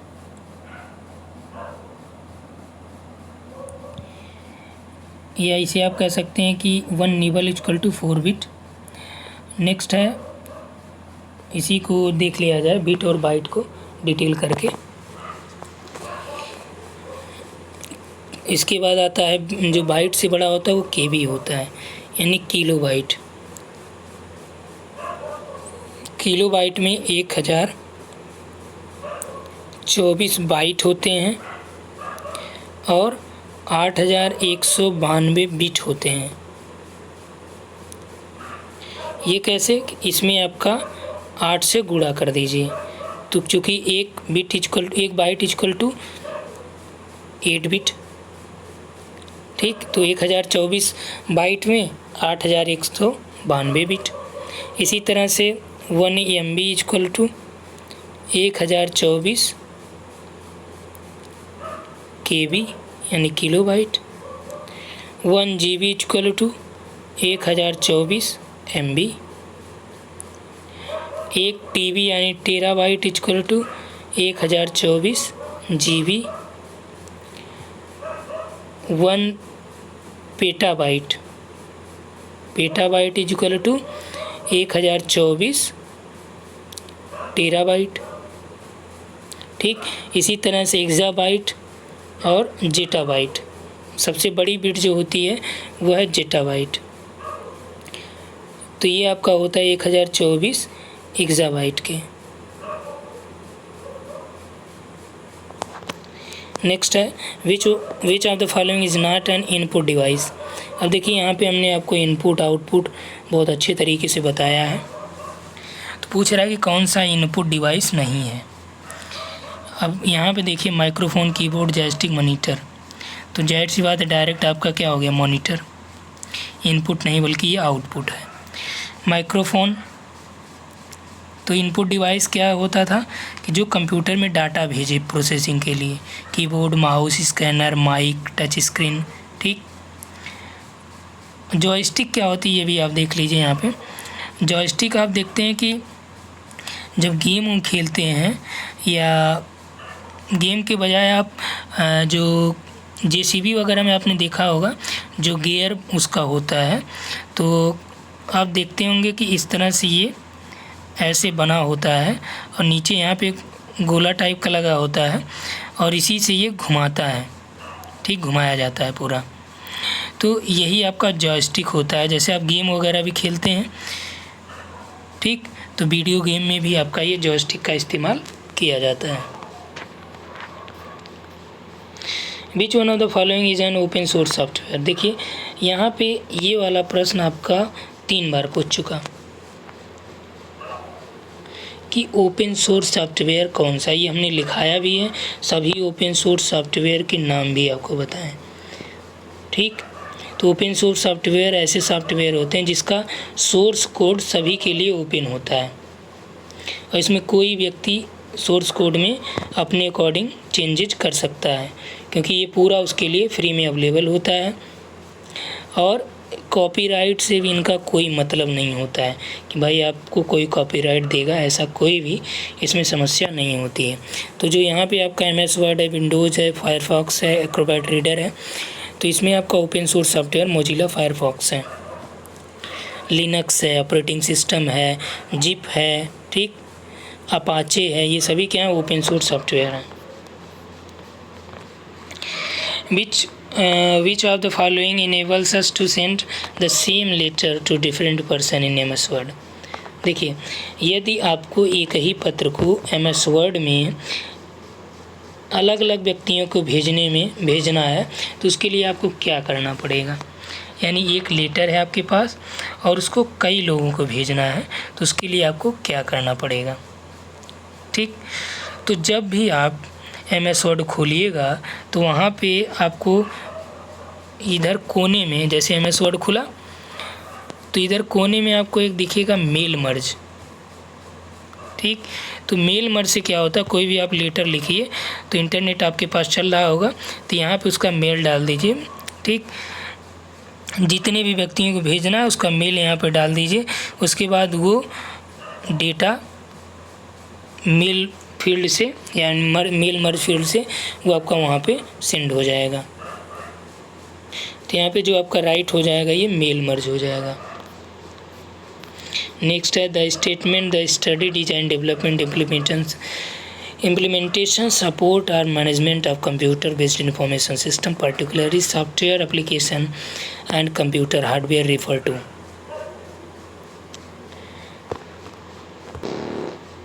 हिंदी देखिए इसका कि कंप्यूटर आधारित सूचना प्रणाली का अध्ययन अभिकल्प विकास क्रियान्वयन प्रयोजन या प्रबंधन विशेषतः सॉफ्टवेयर अनुप्रयोगों या कंप्यूटर हार्डवेयर से संबंधित है। सूचना आईटी से, इंग्लिश वाला देखिए और ज़्यादा आपका क्लियर हो जाएगा।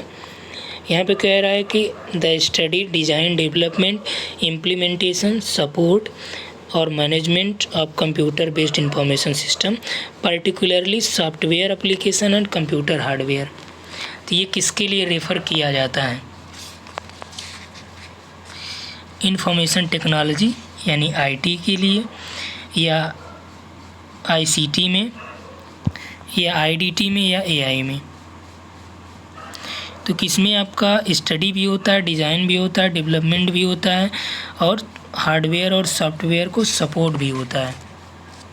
तो ये होता है किसमें? ये आपका इंफॉर्मेशन टेक्नोलॉजी में यानी आईटी में।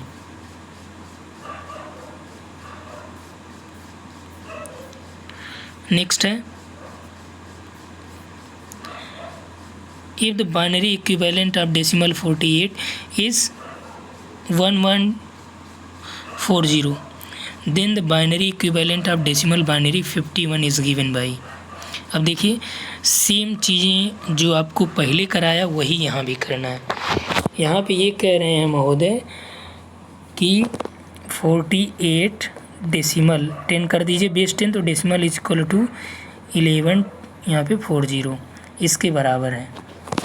ठीक, हमने आपको डेसिमल से बाइनरी में और बाइनरी से डेसिमल में आप कैसे बदलेंगे ये भी बता दे रहे हैं। अब देखिए ये आपका डेसिमल है, ये बाइनरी है। अब इसको इसमें लाना है, उसको बदलने के लिए क्या करना पड़ेगा? सेम फार्मूला जो पहले हमने आपको बताया 2 पावर 0 1 2 3 4 5 6 यहाँ तक ले चलिए, यहीं तक हो जाएगा। कलर चेंज किया जाए। ठीक, 2 पावर 0 का मतलब 1 2 4 8 16 32 64।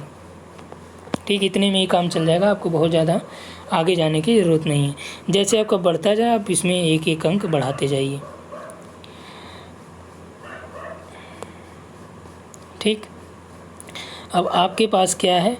ये है, इसी को यहाँ से पुटअप करते आइए 0 0 0 0 फिर 1 1 इसमें गुणा कर दीजिए, ये टोटल 0 हो जाएगा। ये टोटल 0 हो गया, बचा ये और ये, तो ये हो गया 32 में 1 का गुणा करेंगे 32 और 16, इन दोनों को जोड़ दीजिए 6 2 8 और 3 1 4 48। आया कि नहीं? जब आपको कभी बाइनरी से डेसिमल करे तो आप इस तरह से निकालेंगे। ठीक, अर्थात ये वाला नंबर दिया रहे कहे डेसिमल में आप इसे निकालिए, तो इस तरह से आपको करना है। कुछ भी नहीं हमने किया है, एकदम सिंपल सा। अब इसी तरह से 51 का निकालना है आपको, क्या? बाइनरी। यहाँ पे देखिए डेसिमल नंबर 51 है, बाइनरी निकालना है तो 51 लिखिए। सेम प्रोसेस पुराना वाला, रिमाइंडर 2 से काटिए, 25 दूनी 50, 1 बचा 51, 12 दूनी 24, 1 बचा, 2 छक 12 कट गया 0 हुआ, 2 तिहाई 6 कट गया 0 हुआ, 2 1 2 बचा कितना? 1। तो जो यहाँ पे आपका बाइनरी नंबर प्राप्त हुआ तो नीचे से ऊपर लिखना है। तो यहाँ पे लिखिए 1 फिर 1 2 0 फिर आपका 11। कौन सा उत्तर सही मिल रहा है आपको?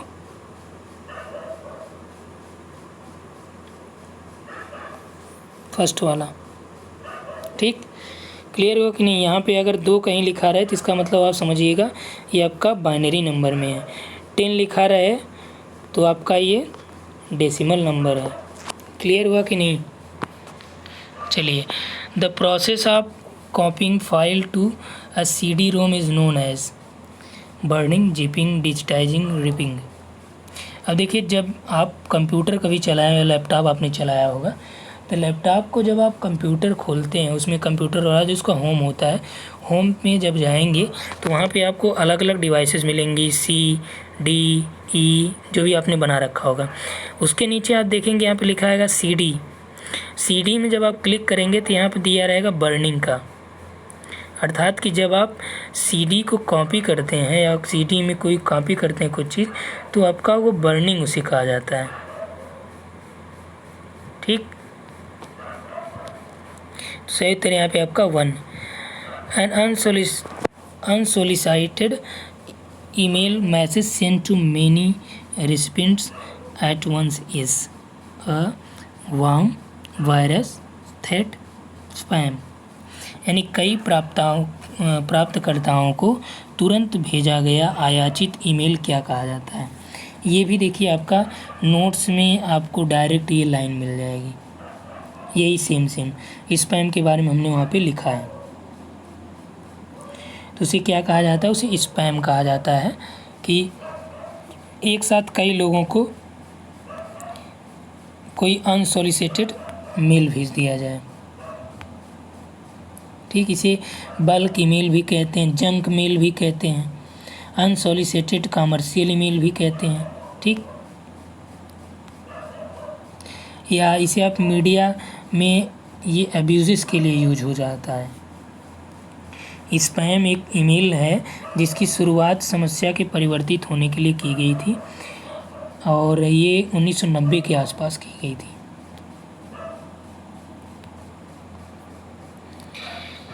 नेक्स्ट है, is a type of memory circulatory that holds the computers startup routine.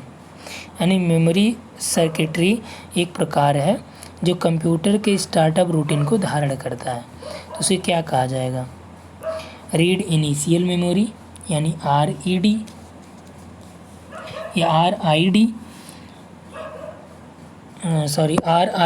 RIM, या फिर रैम रैंडम एक्सेस मेमोरी, या रीड ओनली मेमोरी, या कैश मेमोरी।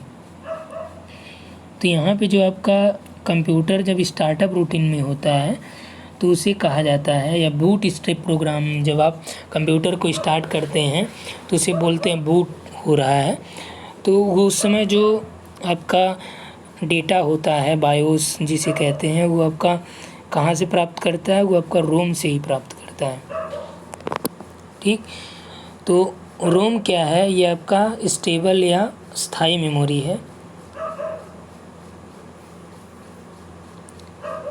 नेक्स्ट है, an ASCII is character encoding scheme that is employed by personal computer in order to represent various character। देखिए, दोबारा प्रश्न ही same पूछा है कि ASCII कोड किसके लिए यूज होता है? American standard code for information change, intelligence chain, information integrity, isolated.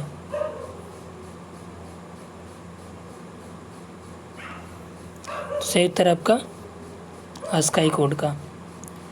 ठीक, यहाँ पे देखिए यही वाला।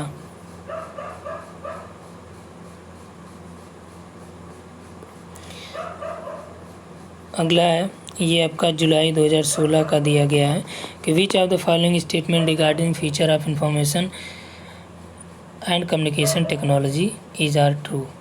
तो ICT के बारे में कौन सा यहाँ पे सही या गलत है, ये पूछा जा रहा है। तो ICT कंप्यूटर नेटवर्क और उन पर आधारित अनुप्रयोगों के सृजन के लिए मुख्य उपकरण होता है। ICT सूचना और ज्ञान को उस विषय वस्तु के वास्तविक स्थान से उसे पृथक कर प्रसारण में सहायक होती है। यह अधिकांश ICT उत्पादों को डिजिटल या यथार्थ प्रकृति से उनके लिए व्यय अधिकतम होने दिया जाता है। यहाँ पे जो आपका दिया गया है कि सूचना और संचार प्रौद्योगिकी की विशेषता के बारे में कौन सा सही है। तो ICT कंप्यूटर नेटवर्क और उन पर आधारित जो भी एप्लीकेशंस होते हैं उसके सृजन का ही पार्ट होता है, अर्थात कि ये राइट है। आईसीटी सूचना और ज्ञान को उसके विषय वस्तु की वास्तविक स्थान से अलग करके प्रसारण करने में सहायक भी होता है। और ये दे रहा है कि डिजिटल और यथार्थ प्रकृति के लिए व्यय अधिकतम होने दिया जाए, ऐसा अधिकांश में उत्पादों के लिए ये नहीं होता है। ठीक, तो यहाँ पे आपका जो राइट है 1 और 2 है।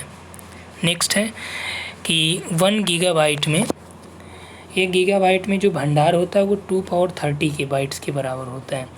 तो 1024 टेराबाइट में 1024 यानी 1024 टेराबाइट में कितना भंडार होगा। 1 गीगाबाइट में आप जानते हैं इतना है, और एक टीबी में कितना हो जाएगा, टेराबाइट में इसका दोगुना होगा। यानी जैसे आपने देखा उसमें 10 का, यानी कि इसका 240 होगा। ठीक, अब यहाँ पे ये कह रहा है कि 1024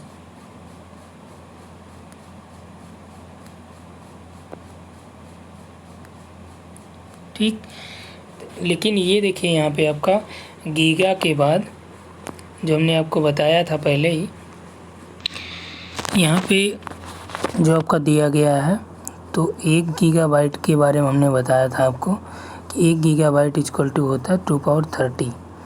MB को बताया था 2 पावर 20, KB को बताया था 2 पावर 10। ठीक, ये डेटा स्टोरेज है। ठीक, और इसको 10 के रेशियो में यदि आप चेंज करेंगे, ये 10 के रेशियो में ऑलमोस्ट कितना हो जाएगा, ये आपका हो जाएगा 10 का पावर 9। ठीक, ऑलमोस्ट की बात कर रहे हैं। ये हो जाएगा 10 का पावर 6, और ये आपका हो जाएगा 10 का पावर 3 शुरू का है 1024 के भी।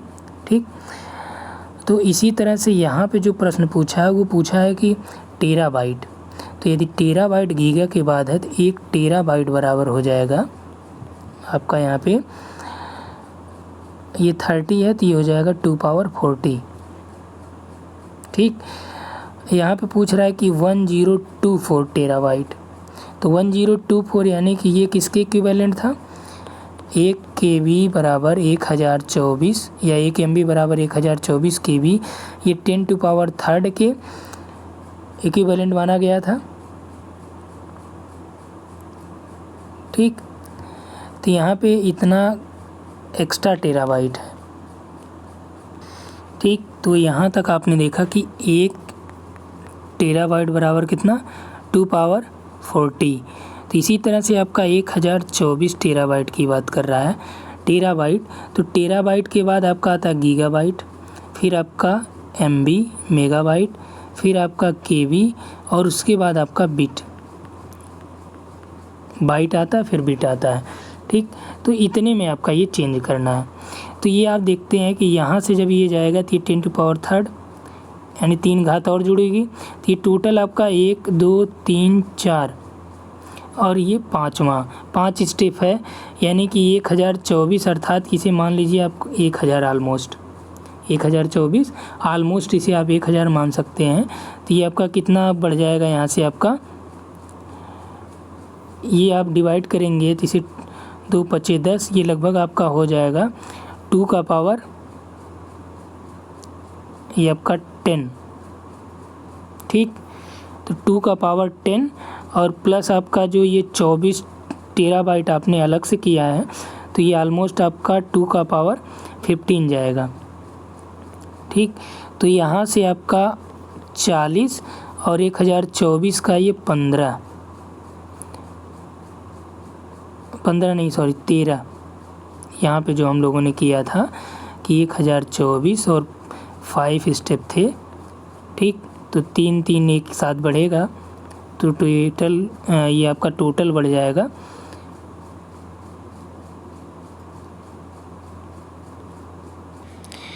तो यहाँ पे जो आपका राइट आंसर होना चाहिए ये 1024 टेराबाइट का, फिर आपको गीगाबाइट में चेंज करना पड़ेगा। तो राइट तो होना चाहिए यहाँ पे 43। ठीक, 2 का पावर डेटा स्टोरेज लेकिन जो ऑफिशियल की में दिया गया था तो आपका 2 का पावर 53 दिया गया है। अब देखिए यहाँ से आप जाएंगे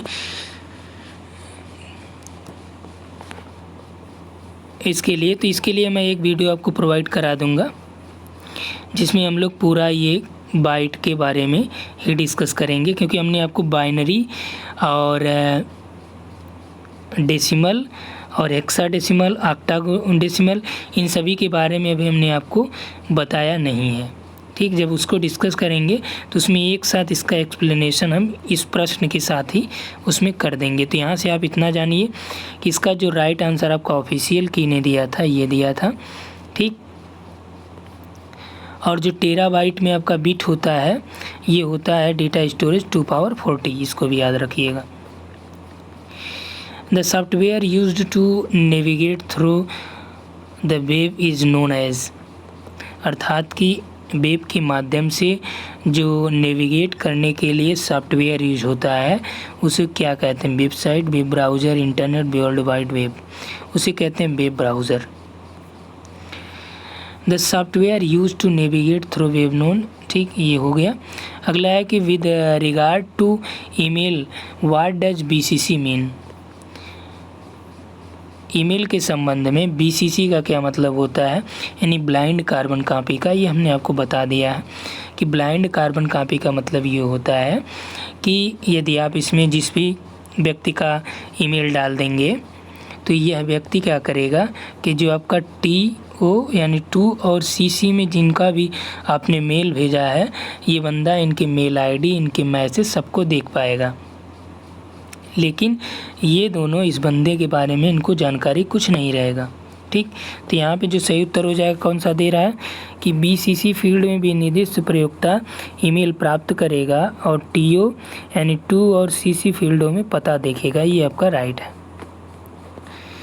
नेक्स्ट है random access memory, a form of computer storage known as volatile memory, यानी अस्थायी मेमोरी रैम होती है, रैंडम एक्सेस मेमोरी। ठीक, हिंदी में इसे अस्थायी भी कहते हैं।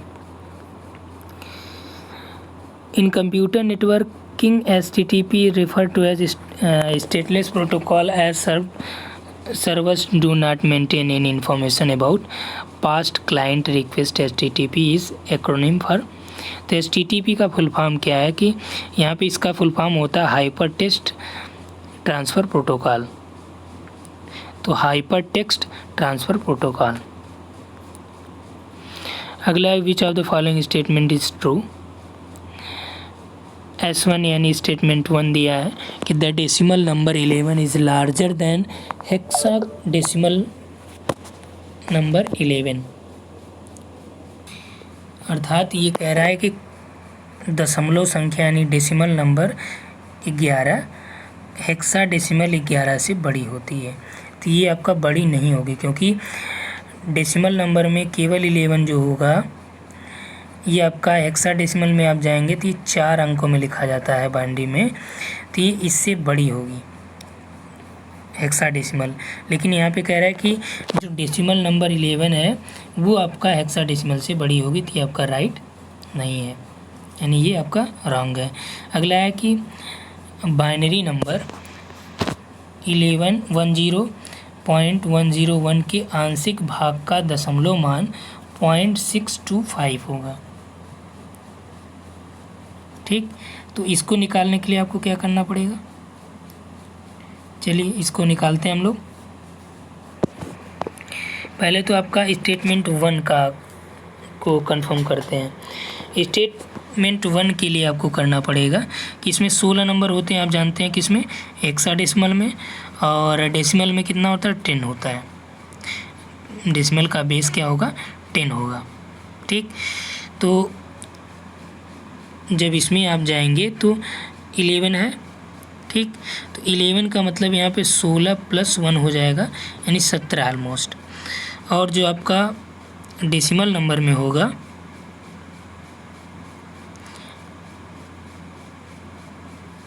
11, तो वो क्या होगा आपका इससे बड़ा होगा।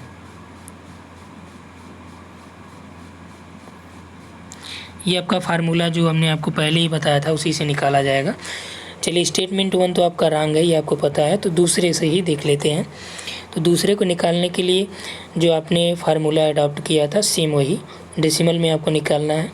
तो 2 पावर 0 1 2 3 4 5 6।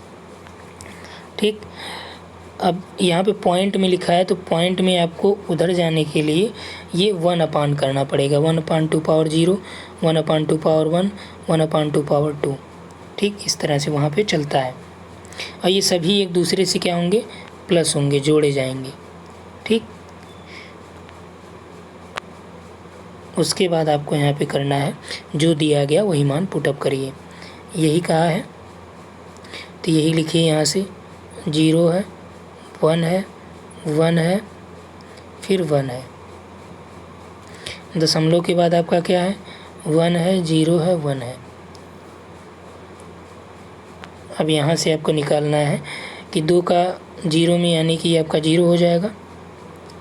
इसका क्या होगा, 2 का पावर 2 है यानी 2 हो जाएगा। ठीक, तो 2 में 1 का गुणा करेंगे कितना हो जाएगा, ये 2 हो जाएगा। और ये 2 दूनी 4 है, प्लस ये आपका 4 हो जाएगा, ये 8 हो जाएगा। ठीक, दशमलव के बाद आपका क्या होगा, यहाँ पे आपने देखा 1/4 हो जाएगा इसका 1 से गुणा करने पे। और ये 0 है, ये 0 कट जाएगा। तो यहाँ पे जो आपका आएगा, ये 2 पावर 0 है तो 1 1 हो जाएगा, ये आपका 1 हो जाएगा, प्लस इधर आपका जाएगा तो ये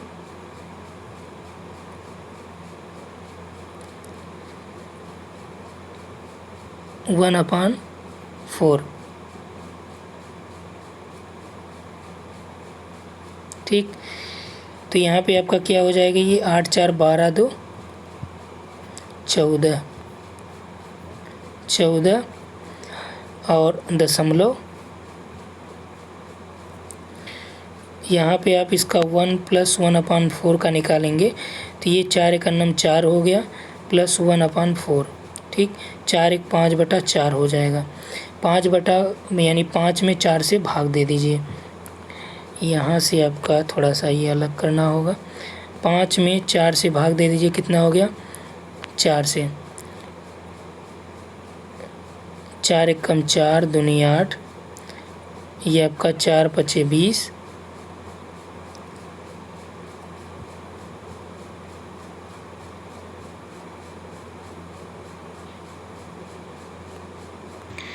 और इधर ये पॉइंट में आप जाएंगे तो ये टोटल आपका काटने पे और ऐड करने पे ये 0.625 होगा, यानी 14.625 होगा। ठीक, तो यहाँ पे पूछ रहा है कि आंशिक भाग का दशमलव मान 0.625 होगा, तो यही वाला आपका यहाँ पे राइट है। Read the following two statement: information and communication technology is considered a subject information technology, यानी कि IT. The right to use a piece of software is termed as copyright. यहाँ पे देखिए कह रहा है कि सूचना और संचार प्रौद्योगिकी यानी कि ICT का उपसमुच्चय माना जाता है। सॉफ्टवेयर के किसी हिस्से के उपयोग अधिकार को कॉपीराइट कहा जाता है। तो यहाँ पे कह रहा है कि सॉफ्टवेयर के किसी हिस्से के उपयोग अधिकार को कॉपीराइट कहा जाता है। तो यहाँ पे पहला वाला स्टेटमेंट कह रहा है कि सूचना प्रौद्योगिकी का ये उपसमुच्चय माना जाता है ICT। जी नहीं, एक हद तक ये आपका IT का पार्ट होता है, लेकिन यहाँ पे आपका क्या है, संचार भी जुड़ा हुआ है, यानी कम्युनिकेशन की भी बात कर रहा है ये, न केवल इंफॉर्मेशन टेक्नोलॉजी की बल्कि आपका कम्युनिकेशन की बात कर रहा है। ठीक, और अगला क्या कह रहा है कि कॉपीराइट में कि कोई एक पार्ट सॉफ्टवेयर का यदि मान लीजिए आप उपयोग कर ले रहे हैं तो कॉपीराइट के अंतर्गत आएगा। तो यहाँ पे देखिए जो कॉपीराइट होता है, तो यहाँ पे जो बोला है कि किसी हिस्से के उपयोग अधिकार को कॉपीराइट कहा जाता है। तो ये किसी एक हिस्से का नहीं, बल्कि ये पीस ऑफ सॉफ्टवेयर को नहीं, बल्कि पूरे सॉफ्टवेयर को कॉपीराइट माना जाता है। तो इसलिए आपका यहाँ पे ये भी रंग हो जाता है और ये भी रंग हो जाता है। ठीक, ये इसलिए रंग हो गया क्योंकि आईसीटी में आईटी तो रहता है, साथ में आपका कम्युनिकेशन भी रहता है, तो इसलिए आप इसे नहीं कह सकते ये इसका सबसेट होगा।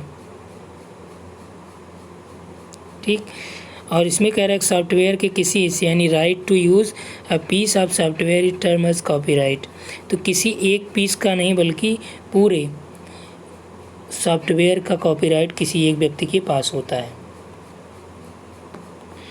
अगला है which is of the following correctly listed computer memory type from highest to lowest speed. तो यहाँ पे दिया है कि कंप्यूटर मेमोरी प्रकारों में तेज गति से न्यूनतम गति की ओर कौन सा शामिल होता है।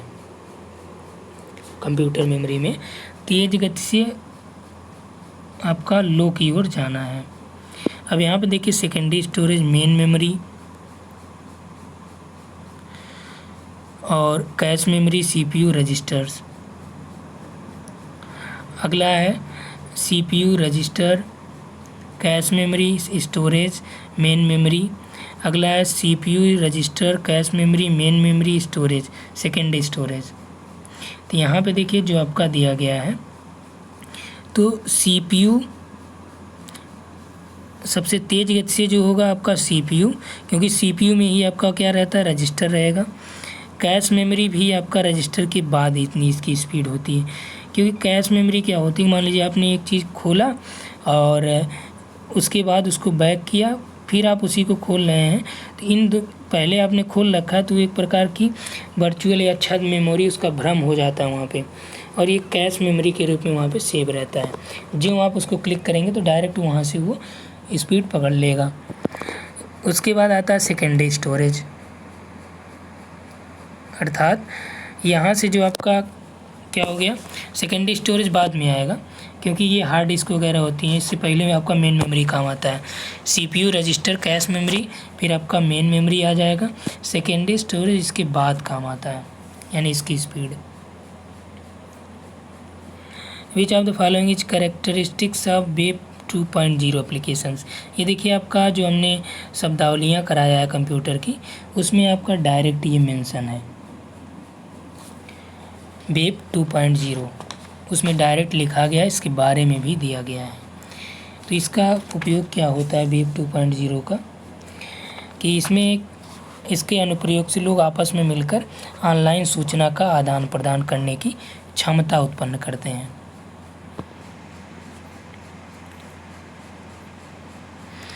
With regard to a word processing software, the process of combining static information in a publication together with variable information in a data source to create one merge published publication is called। कह रहा है कि word processing software के संदर्भ में एक समाहित प्रकाशन बनाने के लिए डेटा सोर्स में परिवर्तित सूचना के साथ प्रकाशन में अपरिवर्तनीय सूचना के संयोजन प्रक्रम को क्या कहा जाता है। तो जो आपका यहाँ पे सही उत्तर है वो है मेल मर्ज। अब देखिए मेल मर्ज कैसे, कि आपको हमने बताया कि जब आप MS वर्ड खोलेंगे तो वहाँ पे आपका यहाँ कोने पे एक दिया रहेगा मेल मर्ज। कोई भी आप किसी को कुछ भेजना है तो एक साथ कई लोगों को भेजना है, तो वहाँ से आप प्रत्येक व्यक्ति के लिए मेलिंग लेबल तैयार कर सकते हैं, और एक पत्र अनेक नामों से अनेक पतों पर एक साथ वहाँ पे भेज सकते हैं। ठीक, किसके द्वारा, मेल मर्ज के द्वारा। मेल मर्ज में भी 3 पार्ट होते हैं आपके, एक होता है मेन डॉक्यूमेंट, दूसरा होता है फील्ड नेम, और तीसरा होता है डेटा सोर्स। ठीक, अगला DVD technology used an optical media to store the digital data. DVD is an acronym for, यानी डीवीडी का फुल फॉर्म क्या है? डीवीडी का पूरा नाम कह रहा है, तो यहाँ पे देखिए डिजिटल वर्सटाइल डिस्क। नेक्स्ट है what is the name of web page address. Web page address का क्या नाम होता है? अब देखिए वेबसाइट जो होती है वही आपका होता है यूआरएल, उसी को बोलते हैं यूआरएल। ठीक, वेब पते या एड्रेस को बोलते हैं यूआरएल या वेबसाइट आप कह सकते हैं। अब वेबसाइट में दो चीज़ें होती हैं, एक आपका होता है यूजर नेम और दूसरा उसमें होता है डोमेन नेम। जैसे मान लीजिए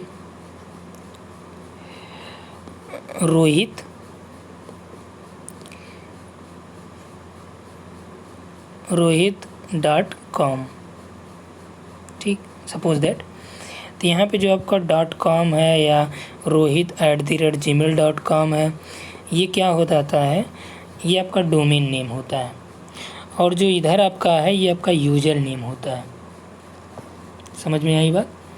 अर्थात rohit444@gmail.com में 444 यूज़र नेम हो गया ये रोहित, और gmail.com ये आपका डोमेन नेम होता है। और इन दोनों को मिला के ये कहते हैं URL, यूनिवर्सल रिसोर्स लोकेटर।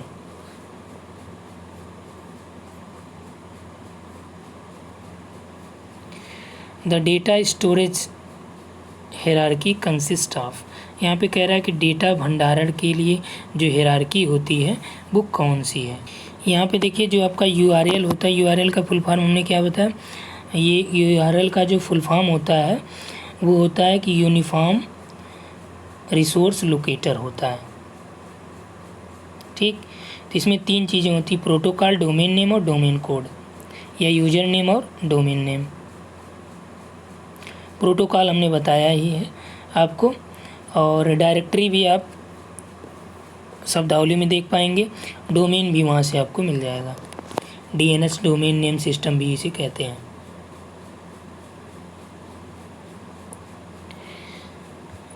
यहाँ पे डेटा स्टोरेज का क्रम पूछ रहा है कि कौन सा सबसे छोटा है, फिर उससे बड़ा, फिर उससे बड़ा, फिर उससे बड़ा। ठीक, तो सबसे छोटा कौन सा होता है, वो होती है बिट। क्या होती है? बिट। बिट के बाद क्या होता है? बाइट होता है। बिट के बाद बाइट, बाइट के बाद फील्ड होता है, क्योंकि फील्ड में ही बाइट भंडारित होता है, यानी उसको सेव किया जाता है। बाइट के बाद, ये फील्ड के बाद आता है रिकॉर्ड। रिकॉर्ड में फील्ड होता है, और जो फील्ड है ये किस में होता है? फाइल में होता है। ये रिकॉर्ड जो कि इसमें होता है, फाइल में रिकॉर्ड को सेव किया जाता है। और ये जो फाइल होती है ये किसके अंदर होती है? ये डेटाबेस में ये आपका स्टोरेज होती है। क्लियर हुआ? तो सबसे छोटा आपका हो गया यहाँ पे बिट, फिर बाइट, फील्ड, रिकॉर्ड, फाइल और database. Which of the following domain is used for profit business. अब देखिए ये वाला हमने आपको बताया भी है, वहाँ पे आपको INT.com सब के बारे में बताया है। कह रहा है कौन सा आपका बिजनेस के लिए होता है? .org, तो .org का मतलब हो गया ऑर्गेनाइजेशन। .gov का मतलब गवर्नमेंट। .edu का मतलब एजुकेशन से रिलेटेड। .net का मतलब नेटवर्क से रिलेटेड। .in का मतलब इंडिया से रिलेटेड। .mil का मतलब मिलिट्री से रिलेटेड। .com का मतलब होता है कॉमर्शियल डोमेन नेम। ठीक, डोमेन नेम के लिए ही आपको क्या देना पड़ता है? पेमेंट करना पड़ता है, और इसके लिए एक निश्चित समय निर्धारित होता है, 1 साल 2 साल। ठीक, what is the full form of USB? USB का फुल फॉर्म क्या होता है? तो इसका होता है यूनिवर्सल सीरियल बस, USB। Which of the following represent billion characters? तो बिलियन कैरेक्टर्स को कौन यहाँ पे आपका प्रदर्शित करता है? अभी देखिए ये वाला आपका इसी में पूछा गया था, दोबारा पूछा गया प्रश्न है कि 1 बिलियन में वहाँ पर पूछा था कि 1 बिलियन किसके इक्विवेलेंट होता है या किसके इक्वल टू होगा। ठीक, तो यहाँ पे जो आपका 1 बिलियन बराबर हो जाएगा किसके, गीगाबाइट के। 1 बिलियन यानी 10 पावर 9, वही तो हमने किया था 2 पावर 30 करके। ठीक, ये डेटा स्टोरेज था। क्लियर हुआ? तो इसमें इतना ही, ये आपका 2012 से 2017 का साल हो चुका। अब बचा आपका 2005 से लेके 2011 तक का। ठीक, और 2018 जून और दिसंबर का, साथ ही साथ 2019 जून और दिसंबर का। ठीक, थैंक्स फॉर वॉचिंग।